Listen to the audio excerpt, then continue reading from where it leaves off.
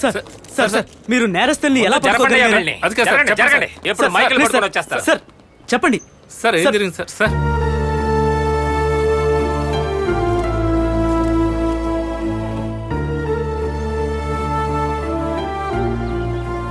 Sir చేయని నేరం నా మీద వేసుకుని 8 ఏళ్లుగా జైల్లోనే గడుపుతున్నాను. నాకు దాంట్లో బాధ ఏమీ లేదు సార్.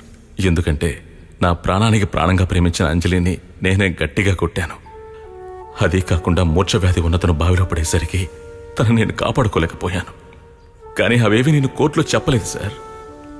ఎందుకంటే నేను ఆ రోజు చేసింది ఒక మహాపాపంగా నా మనసులోనే ఉండిపోయింది సార్. తను లేని జీవితాన్ని కూడా నేను ఆశించలేదు సార్. కానీ మా అబ్బాయి గురించి ఆలోచించినప్పుడు మళ్ళీ బయటికి రావాలనిపిస్తుంది సార్. అందుకని మా అబ్బాయిని మీరే ఎలాగైనా కాపాడాలి సార్. నా కొడుకు నాకే తెలియకుండా నేనెప్పుడు బయటికి రాలేని ఒక పెద్ద నేరంలో ఇరుక్కుంటాడేమని నేను భయం వేసింది సార్. నేను వాడిని కాపాడి వాడికి మంచి జీవితాన్ని అందించాలి సార్. నాకున్నది వాడొక్కడే సార్. మా అబ్బాయిని ఎలాగైనా కాపాడి మీరు ఖచ్చితంగా కాపాడాలి. కాదని చెప్పకండి సార్. లేదంటే మీ అబ్బాయిని నేను నేరస్తుని చేస్తాను.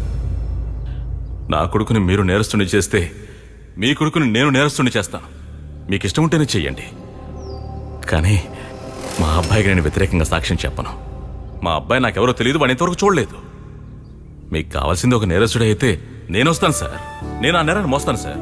నేనే హంతకుని చెప్తాను మీ ముందు మాత్రమే. కానీ మా అబ్బాయి నన్ను అర్థం చేసుకున్నాడంటే నాకు వ్యతిరేకంగా సాక్ష్యం చెప్పడు. మా అబ్బాయిని మీరు కాపాడితే నేనేమి చేయను సార్. నేను కోర్టులో ఒప్పుకుంటాను. మిగతాదంతా మీరే చూసుకోవాలి.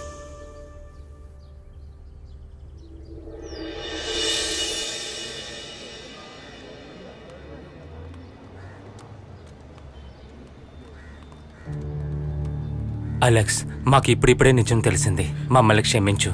పిల్లాడికి ఇకపై ఎటువంటి లోటు లేకుండా చూసుకుంటాం.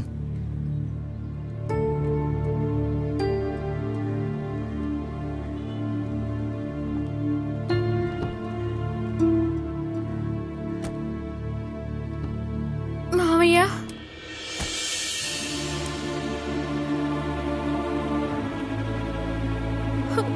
మావయ్య, మావయ్య, నాన్న, నాన్న,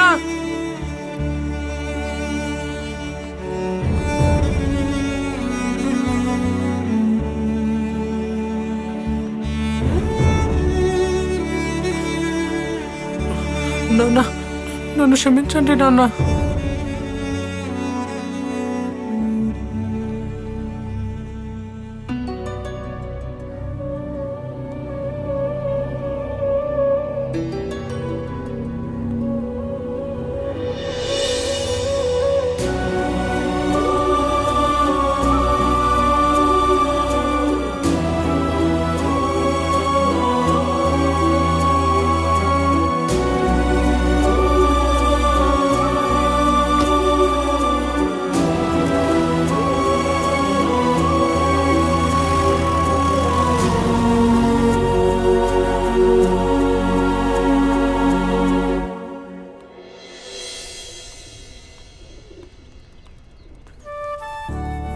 చేజారిపోయిందనుకున్న మా అబ్బాయి జీవితాన్ని తనకి తిరిగి ఇచ్చేసి వస్తున్నాను. ఇక ఎంతకాలమని నాకు తెలియదు. కానీ ఒకటైతే నాకు ఖచ్చితంగా తెలుసు. ఇప్పుడు నా కోసం ఎదురు చూసే నా కొడుకున్నాడు. నాకు తోడుగా నా అంజలి జ్ఞాపకాలు. మరలా మరో పరుల కోసం ఎదురు చూస్తూ